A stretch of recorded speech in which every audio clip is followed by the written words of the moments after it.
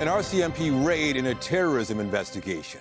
Officers descend on a Scarborough home. Tonight, a father and son charged in a homegrown terror plot. The chilling details of what police believe was being planned. Good evening. The RCMP alleged the father and son were in the advanced stages of orchestrating a violent attack. Their arrest coming just hours, police believe, before that plot was put into action. CTV John Woodward has been following this case and joins us now. John, what can you tell us? Nathan, officers say the father and son duo were planning to kill with an axe and a machete and were arrested just hours away from executing the plot. Surveillance video obtained by CTV News shows a white van pull up on a Scarborough street on Sunday night, and out comes an RCMP tactical squad with its guns drawn. Well, we heard a bang on Sunday night, I believe. The operation not the only one in the Toronto area by anti-terror unit Inset. Police explaining in a news conference Wednesday that they found their targets in another location. On July 28, 2024, GTN Set arrested a father and son at a hotel in Richmond Hill who were in the advanced stages of planning a serious, violent attack in Toronto. Exactly what that attack would be, officers wouldn't say, but court documents offered a clue. 62-year-old Ahmed Eldidi and 26-year-old Mostafa Eldidi are both charged with facilitating a terrorist activity, participating in a terrorist group, ISIS, and conspiracy to commit murder. The father also charged with aggravated assault outside Canada in 2015 and possession of an axe. His son with possession of a machete. How close they were to moving from simply having those tools and then moving on to actioning that threat. And so I couldn't tell you 6 hours, 10 hours, 12 hours. The pair, both Toronto residents and Canadian citizens. A Canadian flag visible on the home at their listed address in Scarborough. The grass not tended to in some time. Neighbors said their family included a wife and another son. They operated a car detailing business out of the home. And I would see the boys outside playing the music loud, washing their cars. Neighbor Raju Mohan said he could tell the home was being watched by the cars outside. But to find out that it was related to a terrorism charge and that to connect it with ISIS was really terrible for us. ISIS, or the Islamic State, has recruited Canadians before. Mohammed Khalifa voiced its propaganda videos, and in Mississauga this year, 3 men were convicted of a mass shooting at the Chickenland restaurant. A court heard they pledged allegiance to ISIS. The pair are due back in court Thursday. Proving the elements of that case involved you have to show the intent, steps taken to ultimately carry out that conspiracy, as opposed to just a random conversation, let's kill somebody, yeah, okay. After the night raids put the father and son in custody, it's the court that will decide whether to keep them there. Police say the pair did not obtain any firearms, and they believe they've arrested all involved. Reporting live from Newmarket, I'm John Woodward. Nathan, back to you. Thank you, John. We turn to a major development in the case of a woman kidnapped from Markham. Police confirming today they have found human remains in the area. They were searching for Ying Zhang. CTV's Mike Walker is in Markham tonight and joins us live with the latest. Mike. Well, Natalie, Nathan, York Regional Police confirmed that search and rescue teams discovered the human remains while conducting a ground search for the missing Markham woman in a part of Kawartha Lakes where they believed the suspect in the alleged kidnapping had traveled to. Now, at this point, police are waiting on the chief coroner to positively identify the remains. While combing through a densely wooded area in a rural part of Kawartha Lake searching for any sign of missing 57-year-old Ying Zhang, police discovering human remains. We're still waiting for confirmation from the Center of Forensic Science and the Office of the Chief Coroner in order to determine who these remains belong to. York police say the remains were discovered in a green bin yesterday afternoon near Palestine and Fennel Roads, more than 100 kilometers away from Markham, where Zhang was last seen working at this wellness clinic at Woodbine and Steelcase Road last Thursday morning. Police allege she was kidnapped. Investigators say a suspect with a large green garbage bin similar to this one and this white Ford van were seen in the area at the time of Zhang's disappearance. They say that vehicle traveled to the village of Kirkfield in Kawartha Lakes on the same day Zhang was reported missing. Very quickly, they were able to identify a person of interest, and again, through them and the location of that white van, we were able to narrow down the area of search. On Saturday, police arrested 26-year-old Qingling Yang of East Gwillimbury with kidnapping, forcible confinement, and aggravated assault in connection with Zhang's disappearance. They also seized the suspect vehicle. But what remains a mystery is a motive and whether the two were known to one another. At this time, our investigators are still working to determine if there was a relationship between the two and what exactly it was. Police tape can still be seen in the window of Zhang's wellness clinic, which remains closed. Investigators believe this is an isolated and targeted incident, which has left people who work here reeling, hoping Zhang would have been found. She has a family. She has a family. She has a, I heard, she has kids. Everyone is waiting for her to go to home. Investigators continue to appeal for witnesses in the Kawartha Lakes area as they continue to search for answers in Zhang's disappearance. Now, police say at this point there is no timeline for when the coroner will identify the human remains that were discovered in Kawartha Lakes. They tell me they are hoping to have an update in the coming days. Reporting live, I'm Mike Walker. Nathan, back to you. Thank you, Mike. Also tonight, renewed calls for Toronto police to have their budget reallocated after a man who was in mental distress was shot by police. That's coming up. Emergency crews were on the scene at Pearson Airport this afternoon after a pickup truck jumped the curb. These photos are from outside Terminal 3 departures. The incident happened just before noon. Airport officials say the incident did not disrupt operations inside the terminal and no injuries were reported. It's unclear what caused the truck to jump the curb. Time to take a look outside from the CTV News Chopper. A rain shower right now on the west side of the city. It's also a hot one out there. Wow, take a look. A heat warning also remains in effect with a humid air mass also hovering over our cities. Also the haze, a quadruple whammy. Jessica Smith is here with a look at the current conditions. Hey, Jess. A pretty stunning shot there. And we have these kind of pop-up showers taking place. We have all of this heat and humidity building up, and we see them come fast and furious at times. And this is what happens when we have this type of forecast, because you'll see those pop-up showers for just parts of the city, and you're sitting there looking and you're like, I can see it, but it's not coming. But that's just kind of the nature of some of these pop-up storms that come through. Not even really storms, just rain events. For the most part, though, we are relatively dry. It's just really humid out there. We're still under a heat warning for a good portion of the Golden Horseshoe and in towards Windsor as well. We don't really see any relief until we get in towards our Thursday evening. Temperature-wise, right around southern Ontario, it's still really hot. Those humidex values into the upper to kind of mid-30s. It is warm out there. So we're feeling like 39 in a lot of places, and it doesn't get much better as we head into the day tomorrow. Coming up, I'll have your full forecast. Right now, it's back over to Natalie and Nathan. Okay, thank you, Jess. Well, the mother of a man shot by Toronto police is speaking out tonight. She has questions and concerns about how officers deal with people in mental health crisis. CTV's Raheem Ladani is working on this story and joins us live. Raheem. Nathan and Natalie, good evening. Core's mother and family members say they're feeling helpless and lost during this time, and they want to know why a crisis management team wasn't brought in before Tyler was shot.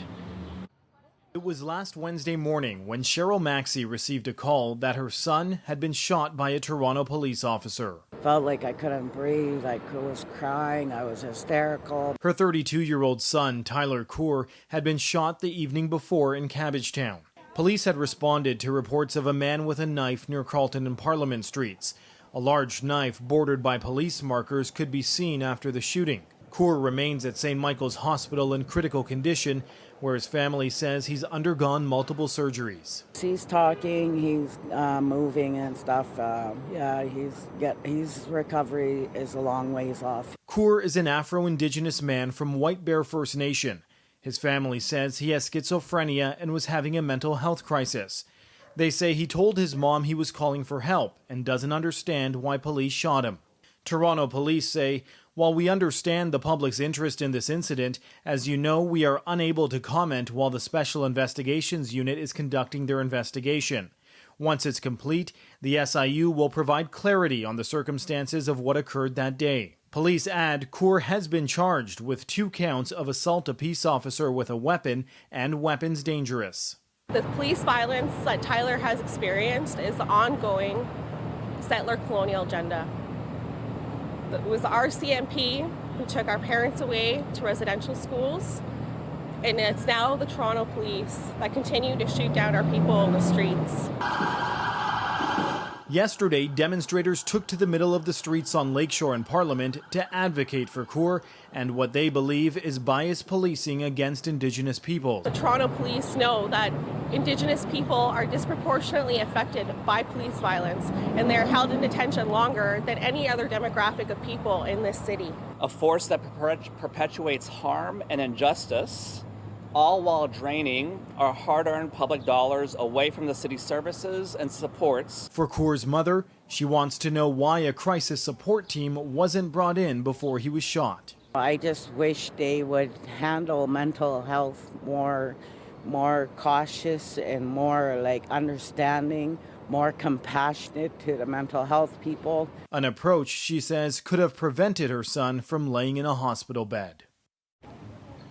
Now, COUR's brother has set up a GoFundMe page to help cover legal costs. So far, it's raised more than $25,000.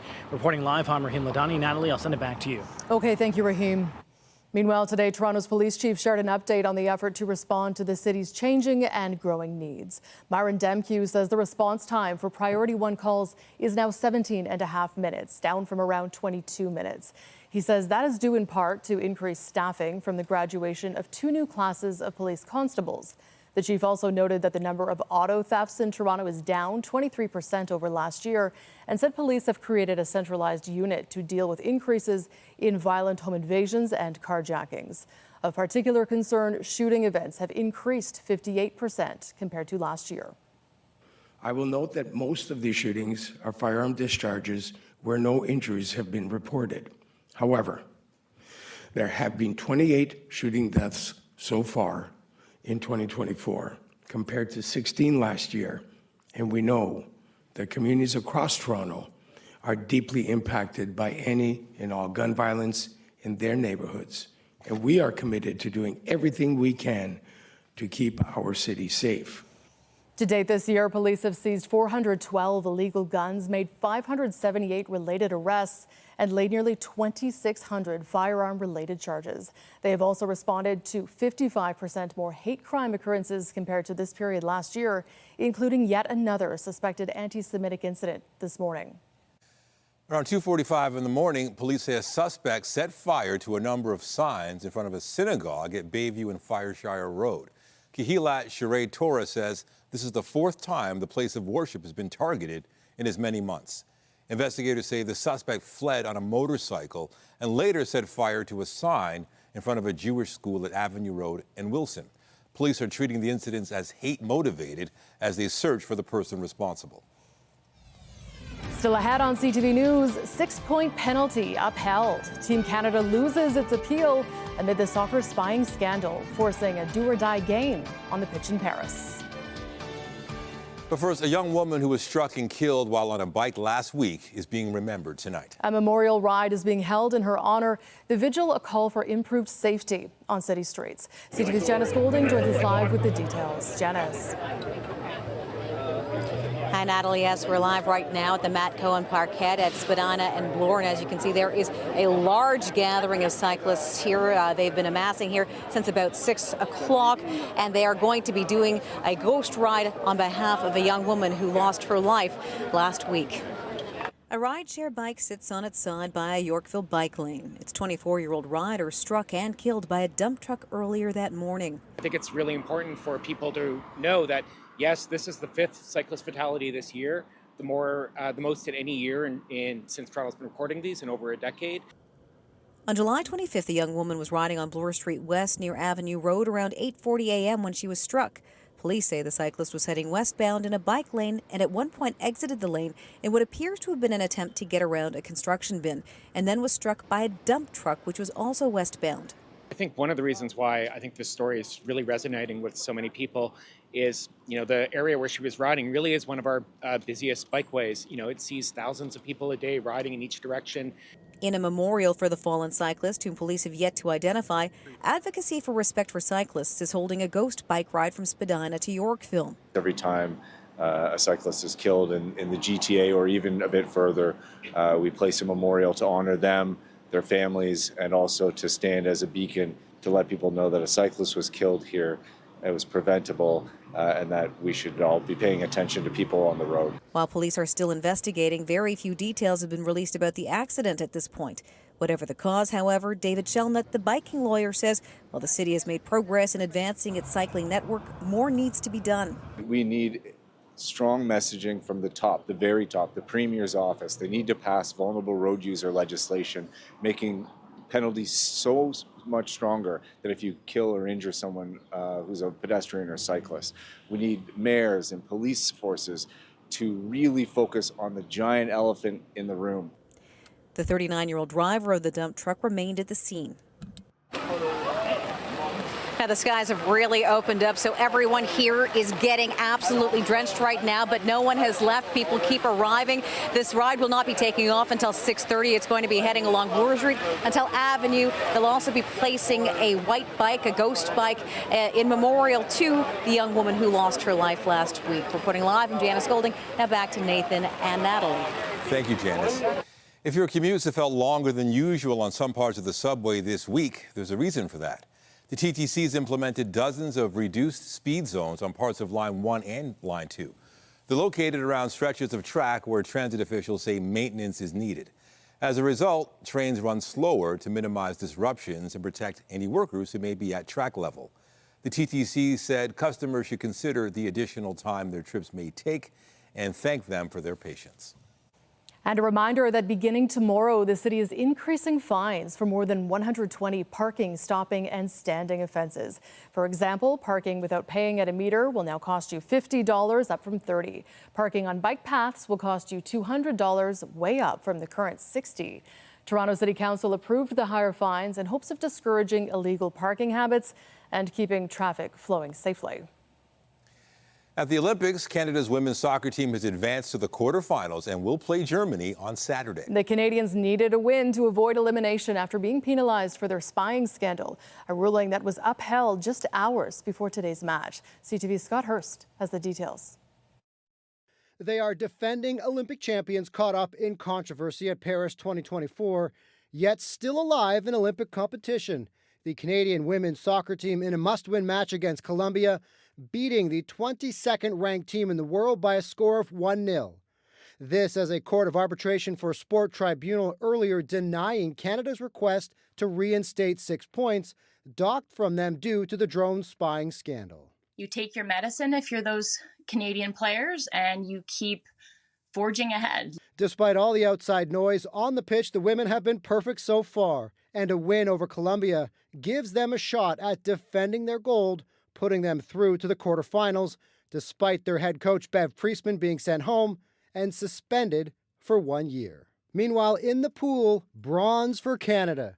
19-year-old Ilya Haroun in the men's 200-meter butterfly final, touching the wall in third, setting a Canadian record. To the River Seine, the source of so much discussion and controversy leading up to the Games, it was still not clean enough for Olympic competition as late as yesterday.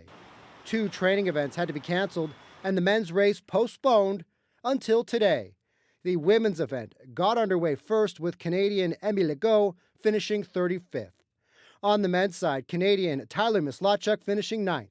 An impressive performance considering this is a comeback after an Achilles tear had him out of competition. At times it felt like, maybe I'll never come back. So to be standing on the start line, healthy and fit was a win in itself. All the talk about water quality aside, that was not the Canadian triathletes' main concern. People could talk about quality, but the current was so strong. We went out in almost 3 minutes and came back in 9 minutes. Countryman Charles Paquette was not far behind, crossing the finish line in 13th. Scott Hurst, CTV News, Toronto. Starting tomorrow, first-time buyers purchasing newly built homes will have 30 years to pay off their mortgage instead of 25. But there are questions about whether the change will actually help more people get into the market. CTV's Mike LeCouture reports. We're changing the rules of the game. The government is putting a big push behind what many call a small change to the mortgage rules.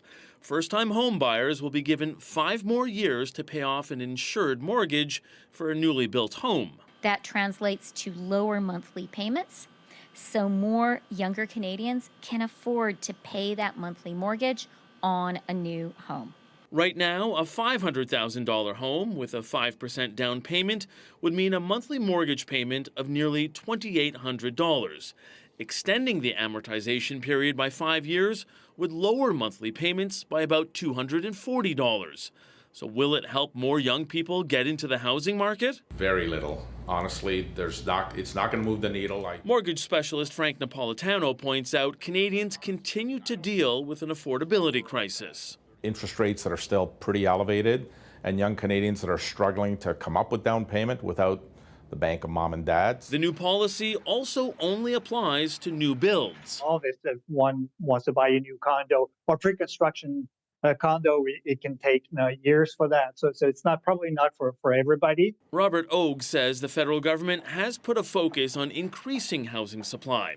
However, some builders believe the key is to get all levels of government on the same page. If you want to build affordable housing, it can't be just one, it has to be everyone has to get together, and they have to work together, and they're starting to, but they're just not there yet. While the federal government has taken a number of steps to address the housing crisis, many in the industry say real progress won't come unless the Bank of Canada lowers interest rates even further.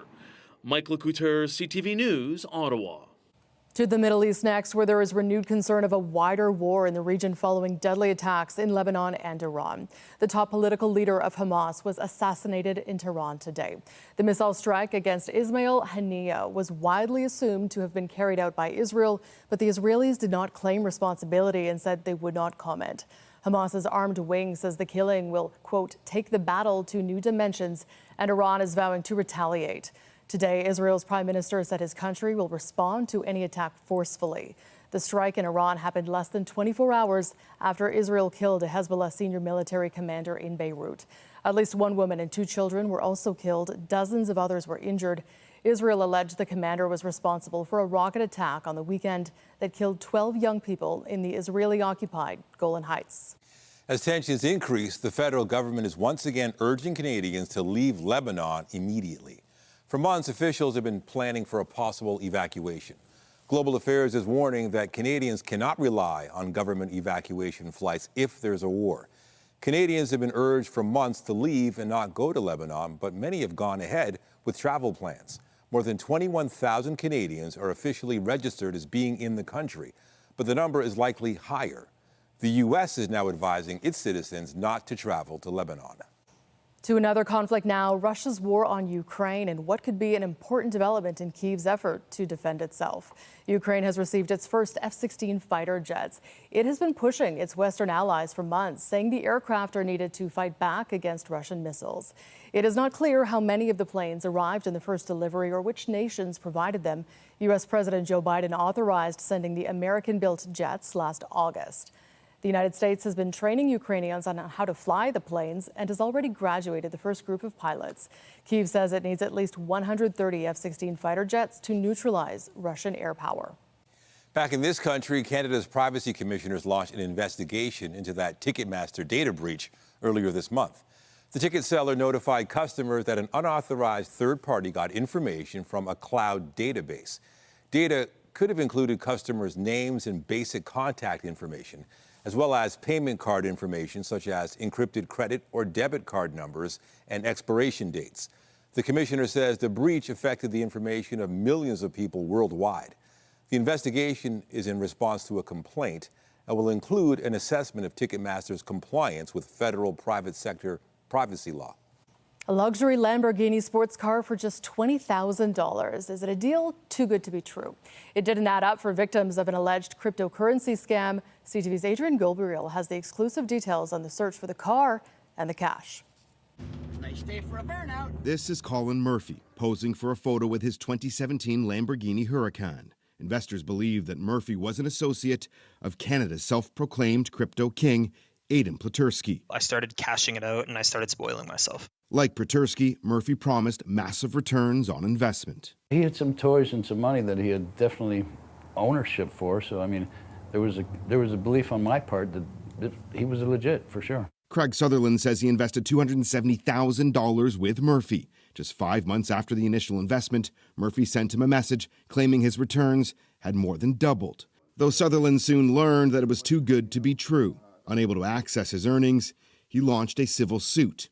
He then got word that his life might be in danger. I learned that there's been an offer out there to take care of me, get rid of me. Sutherland hired lawyer Norman Groot to lead his civil case and track down Murphy's assets. Mr. Murphy initially advised that he sold the Lamborghini for $20,000. Though just recently a second alleged victim of Murphy's, who asked we conceal her identity, found Murphy's Lamborghini online for sale at this dealership in Fort Lauderdale, Florida. I had Googled the VIN number and 3 2017 Lamborghini Huracan links showed up. I said to myself, I'm like, we got him. According to an American buyer, Murphy sold the Lamborghini in Las Vegas, not for $20,000, but $100,000 cash. The buyer's lawyer even sent this photo of the cash exchange taking place inside the luxury vehicle. The big question is, where is the money? It could be in a shoebox under his bed. Murphy is being summoned by the courts to appear and disclose where the missing money is located. He's already been convicted of contempt for erasing his phone, where victims believe a crypto wallet was stored with more than $1 million in cryptocurrency. Adrian Gobriel, CTV News, Toronto. Coming up on CTV News, the cat came back the very next decade. A feline found after 12 years. The remarkable reunion a little later in the show. I'm Sean Leathong at the Entercare Center where the CNE is holding their job fair. If you want a job at the CNE and you're not here, you're probably out of luck. But we'll have more coming up a little later on.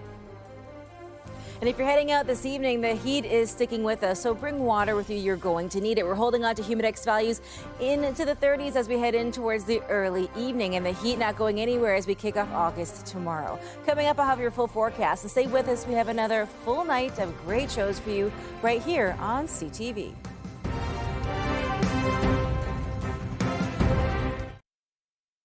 Welcome back. Well, if you think you've got the chops to be a mascot handler, help out at the Horsecapades, or supervise a gaming garage, does the X have a job for you? The CNE is in search of hundreds of staff to help make this year's fun fair a success. CTV Sean Leathong has a look at who is hoping to be hired. The line stretches the entire length of the building. Thousands of hopefuls coming to the Entercare Center bright and early, each having the same goal. I came to the CNE because I want a job. The Canadian National Exhibition Job Fair today hosted more than 4,000 people, with many, like 16-year-old Mohammed Ajomu, trying to get a competitive edge. I dressed up. I try to make myself look presentable, make myself look like I'm capable of doing this job. Many coming here for a chance not just to work for 2 weeks at the end of summer, but Kind of like want to have like a fun time while working. Describe how fun you think this job could be. I feel like 10 out of 10 because a lot of people are going to be my age. With over 80% of applicants between the age of 14 and 29, the line started hours before the event. 24-year-old Marco Tostavin was near the front. Just trying to get some employment. It's been a while since I've been in the jobs. When the doors did open at 11 a.m., applicants flooded to interviews with the Midway, Games, and Food Service, and some got hired on the spot. Mo Nigam from San Francisco Foods says they're hiring 20 positions that pay more than minimum wage. He said he said the magic word, which what we look for in our product, which is quality. For as many people standing in line here at the Entercare Center, the CEO of the CNE says the number of applications they've had has been growing exponentially. Well, we had over 37,000 applications, and we actually had to cut it off this year. To give you some perspective, last year we had a little bit over 18,000, so it's doubled. In total, there are roughly 3,500 to 4,000 jobs. Applicants had to commit to coming to today's event if they wanted a chance. I'm really nervous because there's so many people here. Many of the jobs start on August 13th, running till the end of the X on September 2nd. Some remained as hopefuls. It's not looking good. What happened? I don't know. They hit me with we're going to have to pass on your resume. I'm like, whoa, passing it out to who? And some, like Marco Tostavin, getting the job they desperately needed. I've been working hard to get back on my feet, and I'm finally in that position where I can make some money for a while, and it feels great. Making this wait worth it. Sean Leathong, CTV News.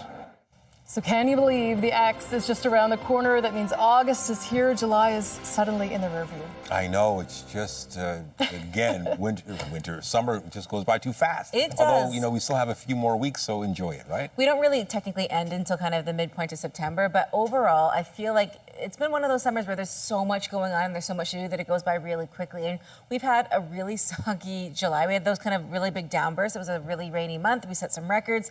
We're stepping into at least the beginning of August in a mostly dry way, but we are going to see some bursts of showers off and on because we have so much heat and humidity out there. But if you were able to get out today and beat the heat, find a pool, a Sunnyside pool was looking like the spot to be today, you were in luck.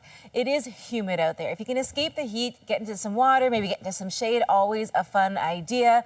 But again, it is just going to be a warm one as we wrap up July and step in towards a brand new month. Temperature-wise, as we head into this evening, it is warm everywhere. North, south, east, west, don't matter where you are, it is a toasty one out there. We're sitting at 31 and it still feels like 39 as we head in towards the early part of our evening. We saw some downbursts off and on in and around the GTA just a few minutes ago. They come and go really, really quickly. It's just one of those things that it happens in the summer season when we have all that heat and humidity bubbling up and you get that right spark for some active weather. Tonight, just foggy out there, 21, feeling like 26. It's still really warm around the Golden Horseshoe, and that's not changing as we head into the day tomorrow. We're still in heat warning criteria. 31, again, feeling like 39, again, and everybody holding on to that intense humidity as we head throughout the day. The bulk of the active weather we saw yesterday has pushed its way out. We're not really seeing much in the way of an organized system today, just a pop-up shower just a few minutes ago. High pressure moves in for tomorrow, but we're watching this low right here set to move in Friday into Saturday. Not everyone's going to see the rain, but we're just kind of watching for that because that's that spark we need when it comes to the heat and humidity for that to turn into rain. For the rest of our evening, though, it is quite nice out there, albeit a little muggy. And then as we head into the day tomorrow, again, it's just a whole lot of sunshine. The chance of a pop-up shower, absolutely not out of the question midday, but just keep that in mind, pack the umbrella. You probably won't need it in the downtown core, but just north and east of the city, looking at a kind of midday pop-up shower. And then it kind of is more widespread as we head in towards the early evening. Into our Friday, a little cloudy. That system that I mentioned before, that low we were watching, pushes its way in. We're looking at this kind of really focused around London through to Kitchener and Hamilton. For the GTA, as we get into our Friday afternoon, we're looking at this more of an early evening situation. Again, kind of in that center to west end of the city, and then it pushes its way out. As we head into Saturday, likely to stay mostly cloudy with the chance of some passing showers, but overall, we're just looking at a relatively comfortable start to the long weekend.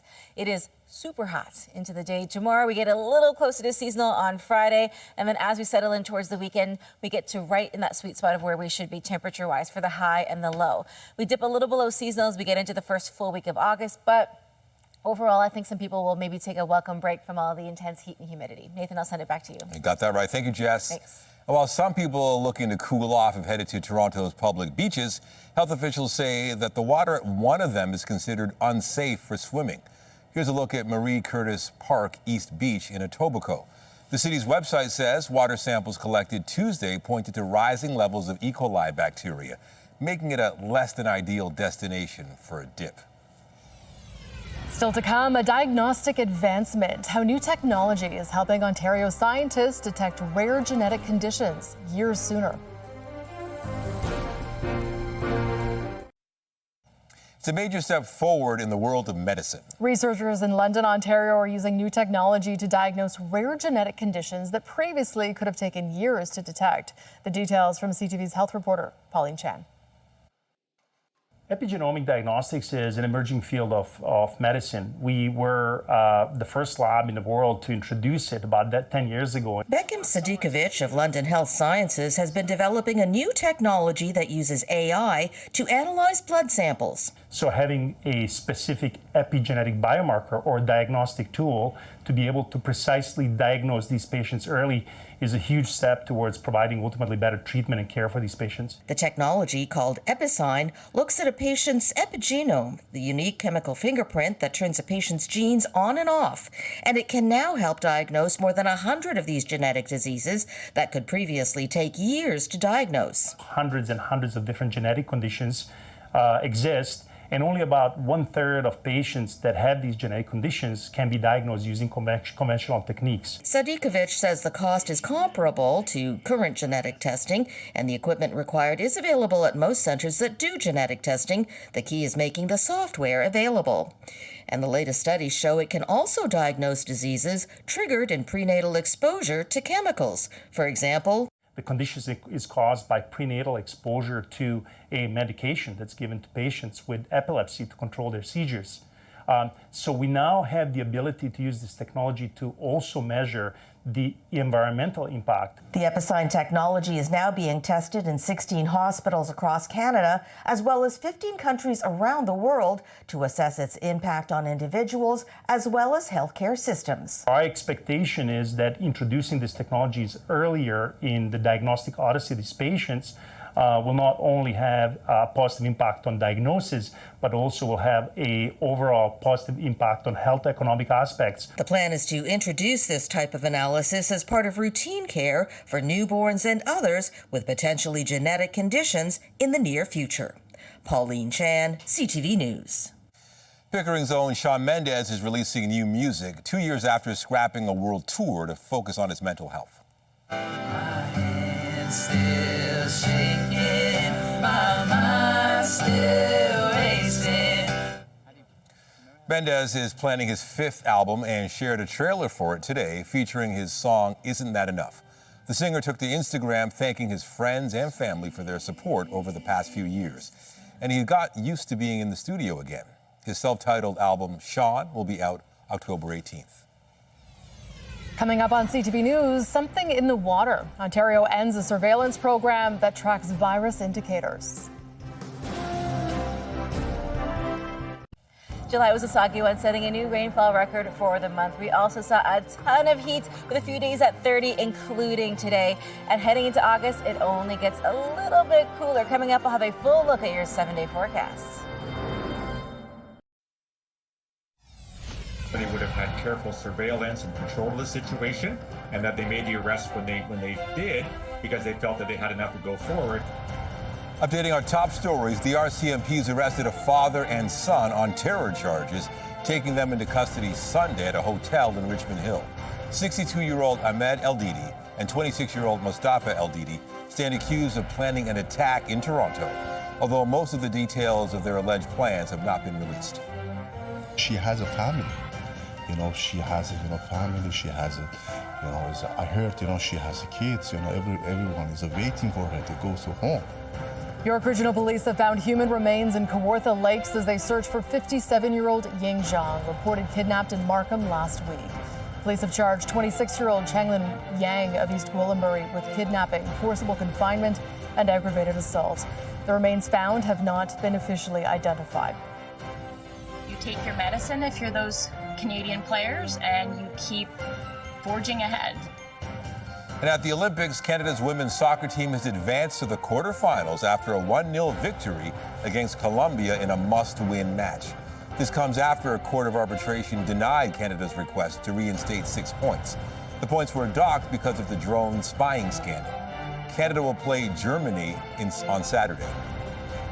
Remember to keep up to date day and night through our website, ctvnewstoronto.ca, and by downloading the CTV News app.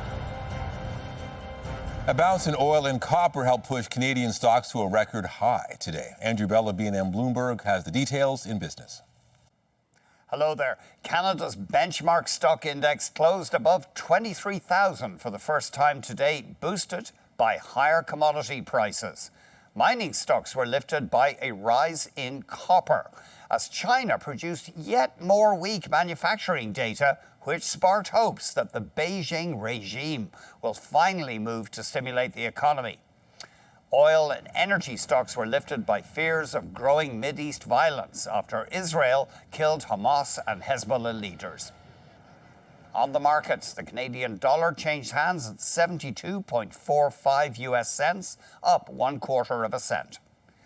West Texas Intermediate oil was at $77.91, up 3.18. And Western Canadian Select oil changed hands at $58.04, down 95 cents. And the TSX Composite Index ended at 23,110.81, up just over 286 points. That's the latest in business. I'm Andrew Bell of BNM Bloomberg. The Business Report is brought to you by Canadian Western Bank, the bank built for business. The province is defending its decision to end a surveillance program aimed at detecting COVID-19 in the community. It involves the testing of wastewater. As CTV's Queen's Park Bureau Chief Siobhan Morris reports, some infectious disease specialists call the move a mistake. It's down the tubes for Ontario's COVID-19 wastewater testing program, lauded internationally for keeping track of the virus and helping doctors get a handle on where it was spreading through what flowed into our sewers. But the Minister of Health insists the province is covered. The federal government will continue to test wastewater in the province of Ontario, and we have a commitment that they will expand. Adding 4 more monitoring sites. But scientists find the end of the Made in Ontario system disappointing and short-sighted. Mike McKay says the program that will be run by the Public Health Agency of Canada has gaps. There are a lot of rural areas in the province that won't, smaller community centers that will not have wastewater testing moving forward. The federal agency admits its expanded program won't replicate what Ontario has shut down. We had an increase during the height of the pandemic because of the need for additional COVID wastewater testing, and we are returning to what I would call a normal state of affairs. The Ontario program has helped scientists keep an eye on emerging trends without asking people to line up for testing. That's going to matter down the road. We're going to see more occurrences like what we just had these last 4 years, new viruses, and there the ability to detect and monitor spread again becomes very useful. Useful for public health decisions, not only with COVID, but with Mpox, polio, and RSV. It gave a 12-day lead time before the surge of pediatric RSV admissions to hospital. Also today, the Minister of Health said new initiatives are coming in the next few weeks to make sure that people struggling with addiction get the help they need when they're ready. She says the system now isn't helping those most in need. Siobhan Morris, CTV News. The Blue Jays wrapped a 4-game set against the Baltimore Orioles at Camden Yards this afternoon. Goes with the slider and it's crushed. Deep right field. Jackson Holiday with a grand slam onto Utah Street. His first major league home run. The Jays were trailing by 1 until rookie Jackson Holiday cleared the bases in the 5th inning. The Orioles went on to win it 10-4. Toronto has tomorrow off before beginning a series against the Yankees in New York. Meanwhile, Raptors fans in Montreal are in for a treat. The team will hold training camp in the city starting October 1st, and the week will end with Toronto hosting the Washington Wizards on October 6th at the Bell Centre. It is part of this year's NBA Canada Series. This will be the Raptors' first training camp in Montreal and its second in Quebec after gearing up for the 2019-20 season in Quebec City. Still ahead on CTV News, the return of the cat. After 12 long years, the bad luck is over for Jinx the cat. Tonight, trouble brewing for Starbucks. Consumers are looking for value, but also something of innovative value. Sales fall for the coffee giant as consumers cut costs. Later on CTV National News. And a reminder, the CTV News at 6 podcast is available as a download every weeknight. And a special shout out to those of you listening to the newscast live on News Talk 1010. Finally tonight, details of a heartwarming homecoming. A cat that came back 12 years after going missing, thanks to a stranger on the other side of the city. CTV's Scott Lightfoot has the story. Mary Lynn Simon was at her desk at work when she got the call last week. I could barely make sense of it. She said, "Is Jinx missing?" Jinx was Simon's Abyssinian cat who had gone missing back in 2011. He was an indoor cat, and I had him from the time he was a kitten. And then when we moved, he would have been 2 years old, and he discovered the great outdoors. Over the past 13 years, Simon wondered what had happened to Jinx and whether or not he was even still alive. It's difficult. It's sad. And then last week, she found out Jinx was alive and well and had made it some 20 kilometers. Last seen near Dufferin Street and Rogers Road back in 2011 and found last week in Scarborough near Victoria Park in Ellesmere. Did he have an owner, more than one owner? Did he travel by foot? If only he could speak. Jinx can't speak, but the man who found him can. Louis Georgievsky was on his way home from the dentist last Tuesday when something caught his eye at the side of the road. I said, oh my God, that's a cat at bus stop.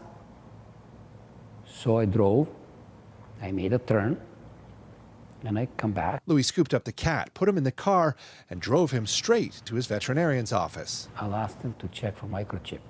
If he has a microchip, we're happy. And sure enough, he had a microchip. And that's where the connection was made, that Jinx had an owner. But when Louis found out that Jinx had been missing for more than a decade... I got a goosebumps just like now. I couldn't believe it. 12 years cat missing? Wow. For Louis, what made the discovery of Jinx even more emotional was the day that he found that cat. It was the exact same day his own cat disappeared. Now Louis hopes someone else will do what he did and help find his missing cat. That cat is not stray. That cat has an owner. I'm the owner of that cat. The rightful thing is, please bring my cat back. And in the meantime, he's happy he managed to return Jinx to his home and to an owner who missed their cat just as much as he does. Scott Lightfoot, CTV News. So where has Jinx been for the past 12 years, and what's he been doing? That's the question. So many questions. Catastrophe averted. I know, but you know what? It was perfect the way the story ended. I'm annoying myself. It is hot outside, so thankfully Jinx is back home because it is tough outside with all this heat for pets and for people.